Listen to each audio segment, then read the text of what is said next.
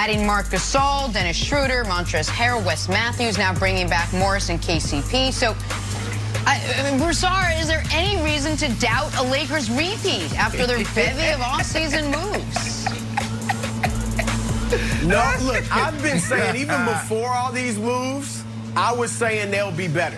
Simply because Anthony Davis, with the confidence from winning a championship, is going to be much better next season, okay? So assuming LeBron doesn't fall off by more than a fraction at age 36, they're going to be better. And they already had the best duo in the league. Now, and the question last year was, do they have the depth or supporting cast around them? Now they've improved their supporting cast and their depth. They got the two top 6 men in the league in Dennis Schroder and Montrezl Harrell. Marc Gasol is a great defender, still a very good defender, even at his advanced age, and can spread the floor and shoot the three. The only thing they lost is some athleticism at the rim in Dwight and JaVale McGee. But again, Gasol and the others they've added, Montrezl Harrell, they'll be able to make up for that. They got better, and right now they have got to be the favorites. There's no ifs, ands, or buts about it. They're the massive favorites. Let me talk about Montrez for a moment. Because Montrez was asked to be the third most important player on the Clippers. He thrived in that role in the regular season. During the bubble, he gets there late. The loss of his grandmother clearly weighed on him. He was not good in the bubble, and it cost him a lot of money. But he is being asked to be the fifth most important Laker. That's first of all. Second of all, his biggest weakness gets covered up by Anthony Davis. The reason he was a tough guy to play down the stretch of games as your five is because the Clippers had no rim protection, and he doesn't provide it. If he's on the court with Anthony Davis, that is taken care of. So he will be better with the Lakers than he was with the Clippers. And can we show the Phil Handy tweet? Because this is the problem, or the Phil Handy Instagram. This is the problem for the rest of the league. Kyle Kuzma might be the Lakers' 10th man next year. Caruso, Markieff Morris, your 9th and 8th men probably. And that's the depth chart now. Jared Dudley just missed the cut. Taylor Horton Tucker as well. Here's the problem, Wilds. The rule in the NBA is this. If you're going to beat a LeBron James team, you have to annihilate them when he goes to the bench. If LeBron's teams can just play you even in the 10 minutes or so he sits, you cannot beat them.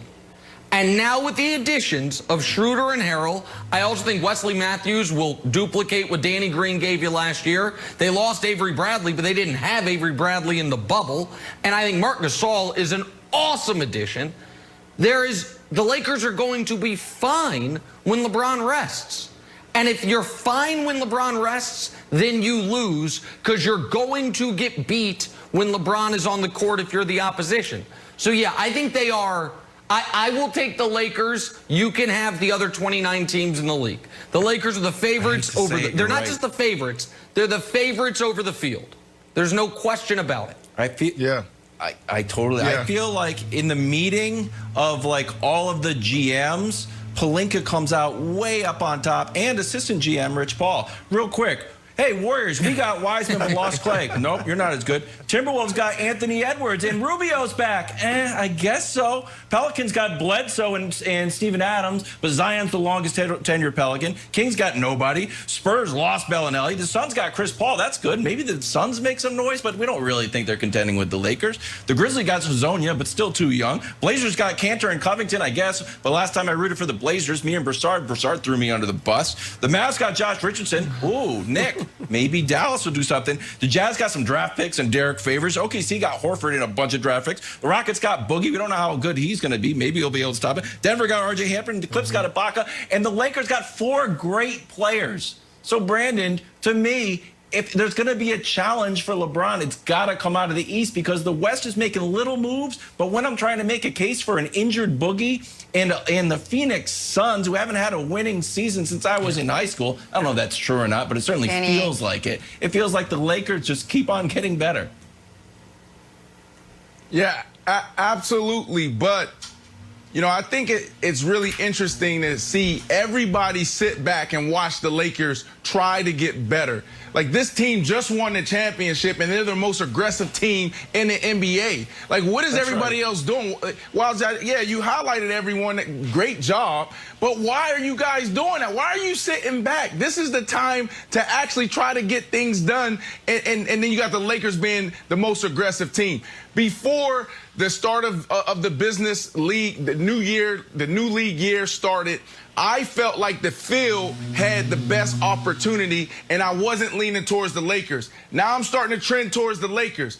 But I have to say there's a big question mark around this Montrezl guy. Like, you guys are just going to ignore the fact that Montrezl Harrell single-handedly brought down the Clippers' locker room. Are we going to ignore that? This whole six-man thing, he just took it way too far. He actually thought he was better than PG. He actually thought he was better than Kawhi. That was part of the issue, chemistry and continuity. So is he going to be able to come into the Lakers locker room, Nick, and be that fifth, sixth option? I don't know. I don't know if he's that guy. I think he really believes he's the sixth man. He's going to try to do it again, and that could cause friction. So I don't want to ignore that. Yeah, they got better, but can they bring it all together from a chemistry and continuity standpoint is the biggest question. I would be more concerned about that, Brandon, if he were traded to the Lakers as opposed to choosing to go there, knowing LeBron and Anthony Davis are already on the team and knowing where he's going to be in the hierarchy. And Broussard, I think Wildes brings up a really interesting point, which is the teams in the West that got better are not contenders. And the actual contenders, I call the Clippers a push. You lose Montrez, but you trade out Shamet for Kennard, but you bring back Marcus Morris and you bring in Ibaka. Call that a push.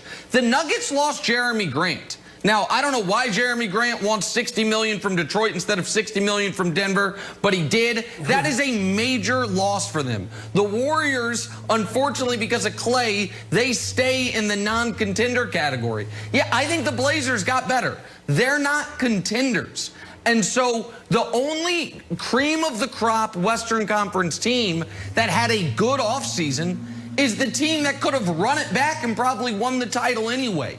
So I think the Lakers are massive favorites in the West and significant favorites over whoever comes out of the East, barring if Harden goes to the Nets, which I don't think he will, we can reevaluate, but as presently constituted.